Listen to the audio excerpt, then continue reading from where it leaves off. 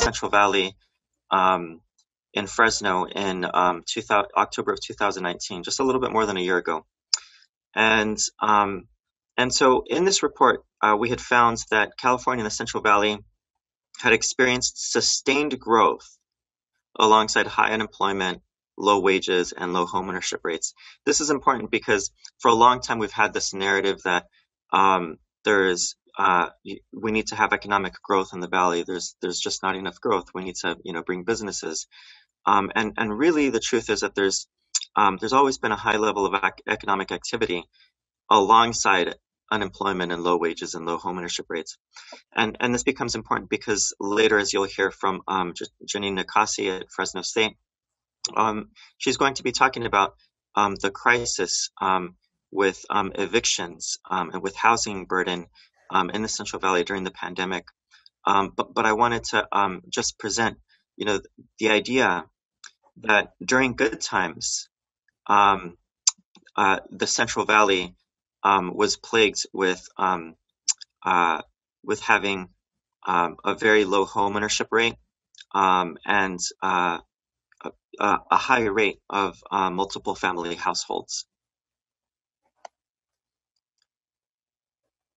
So in my first slide here, we're looking at gross domestic product growth per capita by select states. And you can see that California, and the most recent county level data that was available from the U.S. Bureau of Economic Analysis, had growth that was above the other 4 largest states in the nation.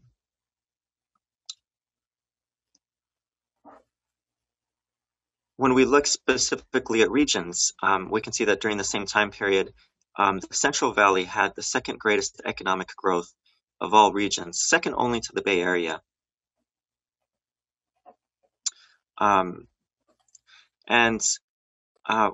when we look at the rate of subfamilies, of multiple families per household, we see that California was second highest in the nation, higher than any of the other large states.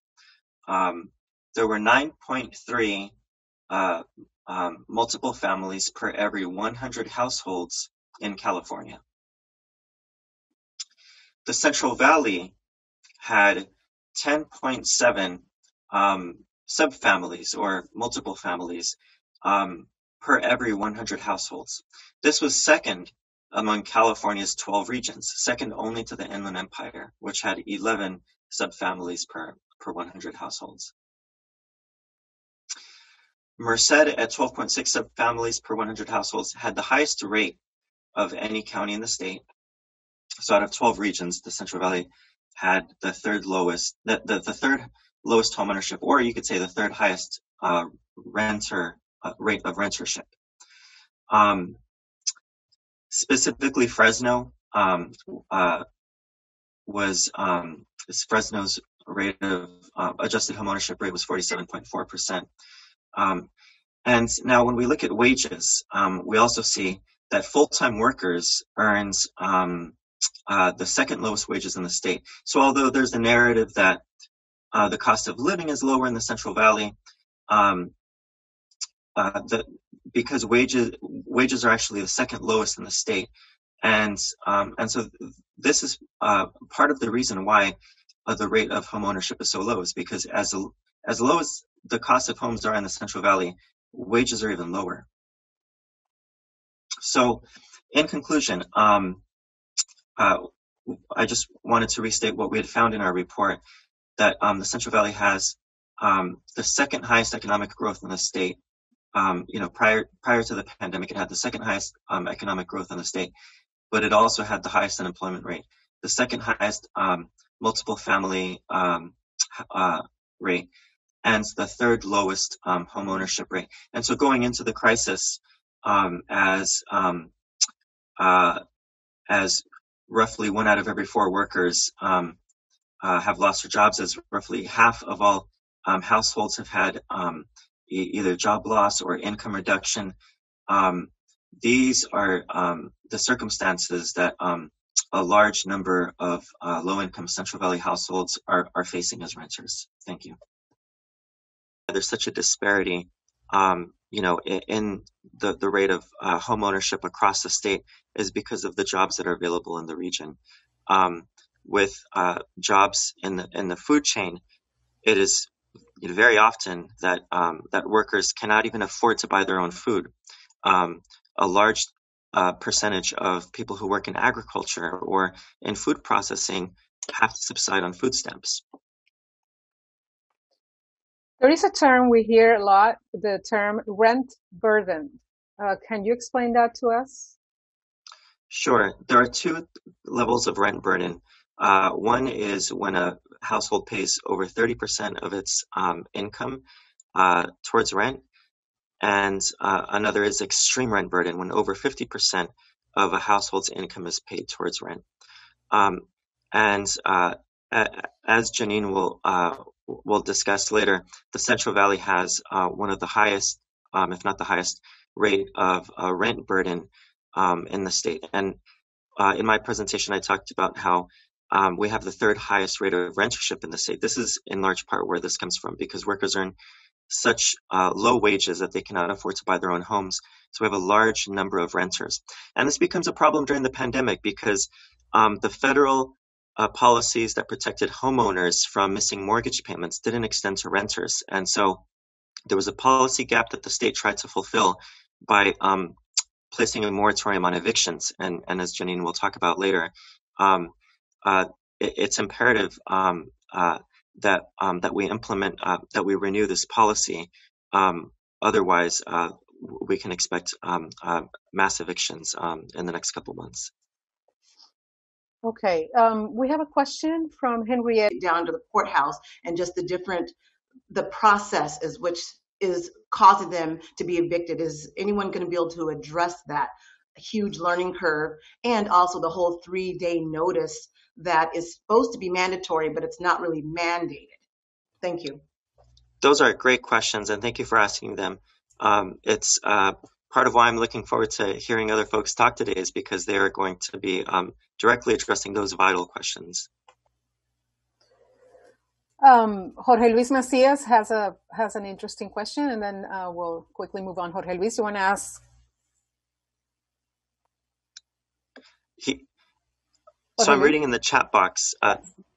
Jorge Luis seems to have a question about, like using like a perspective of post-colonialism in the state of California. And so in critical race and ethnic studies, this is exactly the frame that people would use to understand the large disadvantages, the massive disadvantages that low-wage workers face. As I mentioned, in the 1930s, black and brown workers were largely excluded from the National Labor Relations Act by the way that it excluded domestic and agricultural workers. And so this is still very much an important frame for understanding the inequalities in the Central Valley. When we talk about job development, who is it that is creating the plans for job development? Who's sitting at the table? Who gets to design these jobs? Because oftentimes our communities are left out of this process. So apart from the housing inequalities that we're discussing today, the low wages that workers earn places them directly in a situation where they have challenges in being able to navigate our legal system to protect their housing rights. Okay, thank you, Professor. We're going to move on to our following speakers, and we're going to hear now from Jessica Ramirez. She's a Fresno resident. Jessica, please go ahead. Hello, my name is Jessica. I am a hardworking 25-year-old mother of 6 who was born and raised in Fresno. I graduated high school, I work full-time, and I am a community advocate with Faith in the Valley, who believes in caring for my community and neighbors. I am one of many that are speaking out, asking for help, because I know it only takes one eviction on someone's record to change their lives forever. When it happened to me, I reached out to all the resources, but no one could help me. The eviction on my record made it impossible to find a place for me and my family to live. I didn't know about it until years later. Then when you go to court, it doesn't matter how much proof you take in, because when I took everything I thought I needed, my eviction wasn't removed. The landlords are the only ones that have the power to remove any eviction. Therefore, in my case, my eviction was never removed, and my kids are the ones that are suffering the most. I am speaking out because I remember being homeless with my children and having to take them baths in the public restrooms at the park. I love my children and I'll do anything to protect them. And I didn't want anyone else's kids. I don't want anyone else's kids to experience what my kids had to go through. As a parent, you just want to do anything to protect them, your kids. It's been really hard trying to protect my children during this statewide emergency. Just this year, I was forced to move out by my landlord. And we had no place to go. I did everything I was supposed to do. I paid my rent, but my lease ended. I was served with a notice to vacate for no reason, right?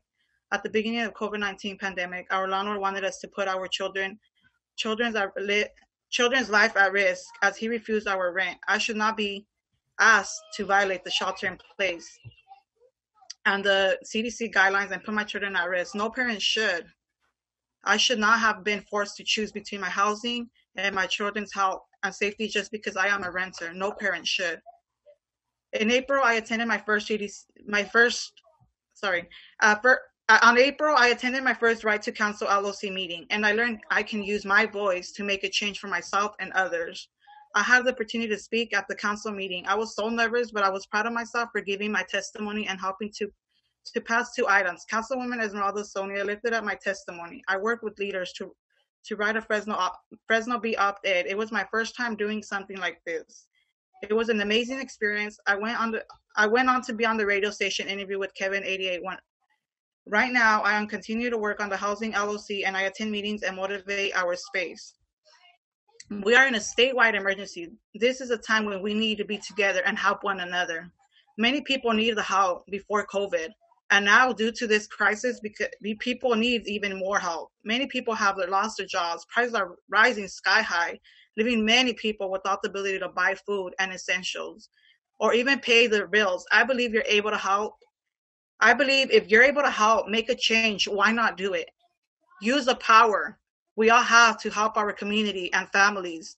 The bottom line is everyone needs a home and a place to call their kingdom, because that's what I call my home, my kingdom. Thank you, and I appreciate it, and thank you for taking the time to hear me. Thank you for sharing your testimony, Jessica. We're going to hear from 2 more. We're going to hear 2 more testimonies, and then we're going to open it up for questions. So, guys, you can put your questions in the chat.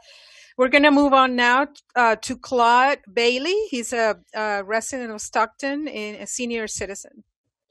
Mr. Bailey, you can go ahead.